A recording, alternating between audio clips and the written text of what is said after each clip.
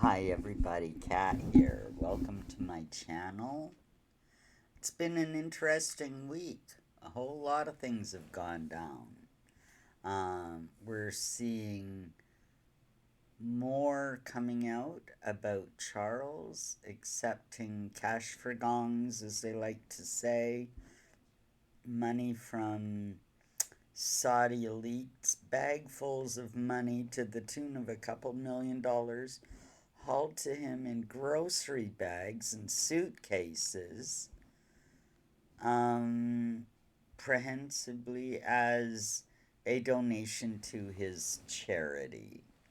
That's just a little odd. Why would they have to trundle over bag loads of cash?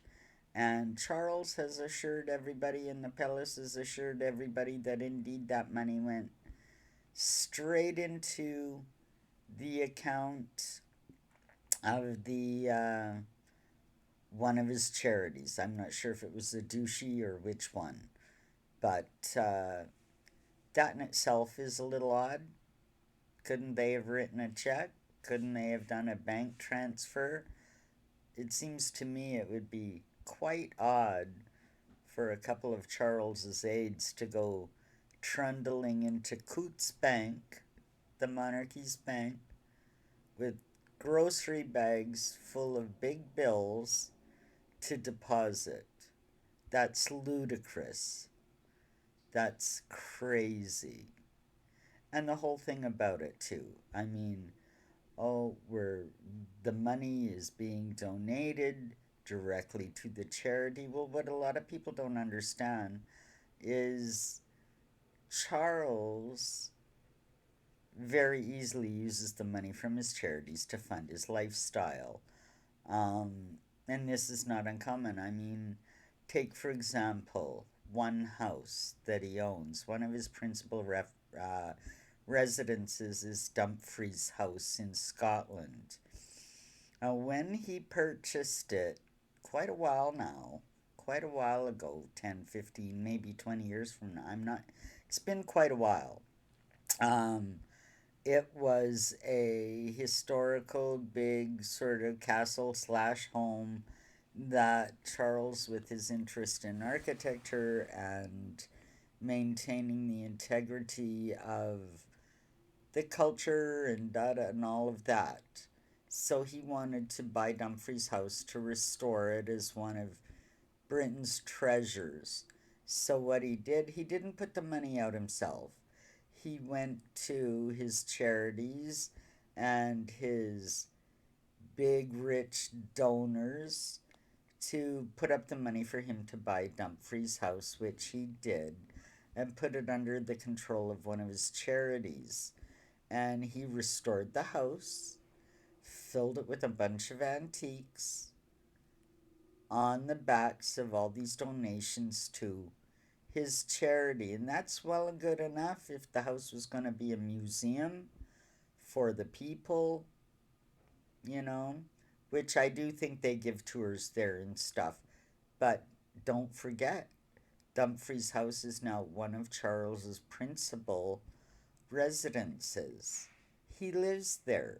So, in effect, he's accepting money from very rich donors in return for things like medals that the monarchy gives out, influence to peddle visas for certain people to come live in Britain, things of that nature. It just gets a little bit shady.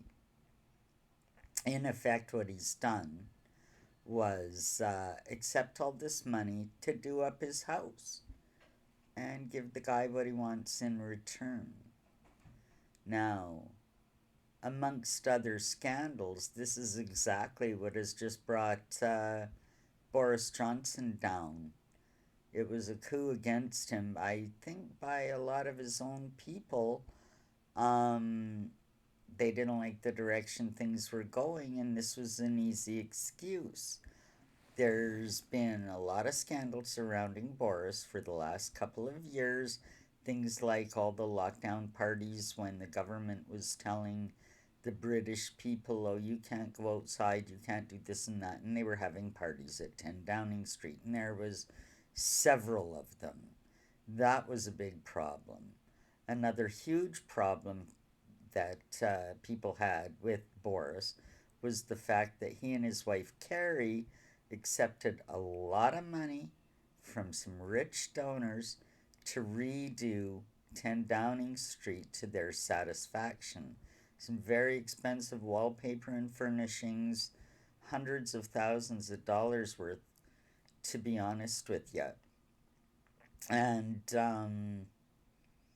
he has said, oh, he's paid all the money back.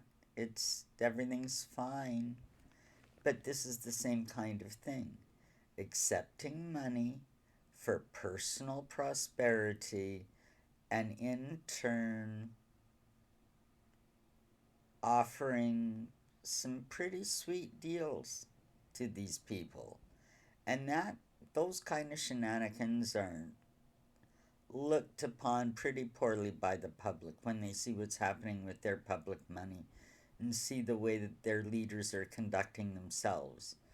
You know, Boris and Charles have pretty much committed the same crime, if you will.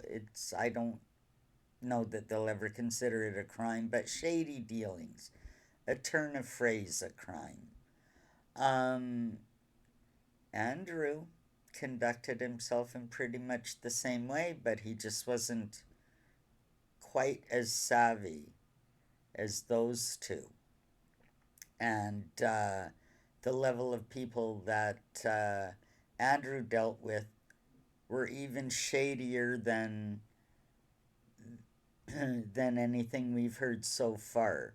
A lot of his business associates have had less than reputable things said about them. Let's put it that way. you know, so they're all doing. Harry's doing the same damn thing, accepting money for personal promotion. It's in their blood. I don't know. They're better than us. They can do what they want. But the interesting thing about this whole Charles snarl, I like to say, is that it was leaked out and that it's actually in the press. Why are we hearing about it? Who leaked it? And what's going to happen? I have some thoughts on this. There's speculation that Harry leaked it because when this first came out, it was quite a long while ago. This thing has legs. It's been brewing for a while. But when it was first mentioned, Harry came out and said, "Oh, I know that Saudi guy, and he offered me money for something, and oh, as soon as I found out about him, oh, I gave all the money back." Well, Harry, we don't know. He could have been just jumping in to make himself part of the story. He could have indeed had dealings with the guy at some point. You never know. Everything coming out of Harry's mouth is speculative and sketchy to be best. So you don't know there. Who else might have leaked it? One of the Palace planners, one of the Palace employees that got wind of this and doesn't like what's going on and decided to leak it. That's a possibility. But that's also really risky. So you got to kind of look at that and, well, whoopsie. Who else is left? And here's where my thoughts get a little weird. But I think it's William. Think about it. Now that the Queen is sort of slowing down, Charles and William have more influence. They're being involved in more decisions, and in fact, where Harry and Andrew are concerned, I think William is driving some of the decisions. I think that William is a lot more ruthless than Charles.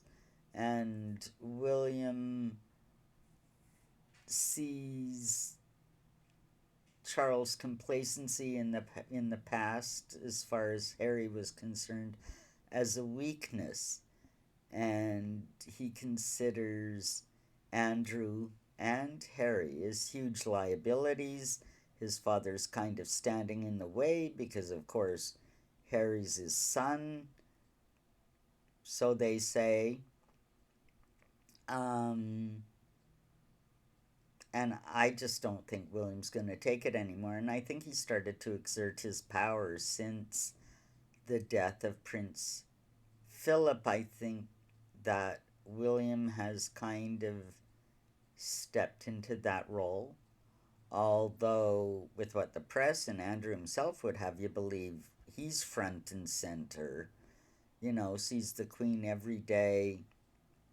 Harry has said in interviews, oh, he had to come back to England to check up on the Queen and make sure she had the right people around her. You know, Harry's in charge. Everybody's in charge. But I think it's William. I think he's behind a lot of this for, you know, his own future and the future of the monarchy. Think about it. Andrew has had a little bit of undue influence on the Queen, living in Royal Lodge at Windsor Great Park, right there with the Queen, sees her every day, from what we hear. And from what we hear as well, he's her favorite. She'll listen to him. He's got the Queen's ear. I don't think it's any coincidence and necessarily a school decision or just bigger yard for the dog that Kate and William are moving to Windsor this summer. They're going to be moving on to the Windsor estate sometime probably over the next few weeks. And I think this is because William wants to be closer to the Queen, to have more influence what's going on. Um, Certainly with the Palace planners and the Palace staffers, William's word will have more weight than Andrew's at this point. So I think it's very strategic on the part of William. I think William is fed up with Harry, fed up with Andrew, and in some degree fed up with his father for not stepping up, not doing the right thing, letting this fester, letting this go on. And I think William is not above doing a power play. I think what we're starting to see now is the move to get Charles out of the way. I don't think Charles is ever going to be king. I don't think Camilla ever's going to be queen. I think William is strategically sidelining Charles. I think it's already started.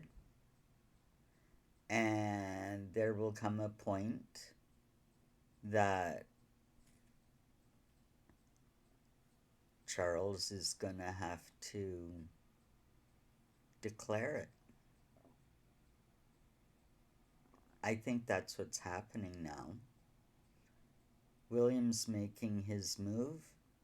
Charles is being sidelined.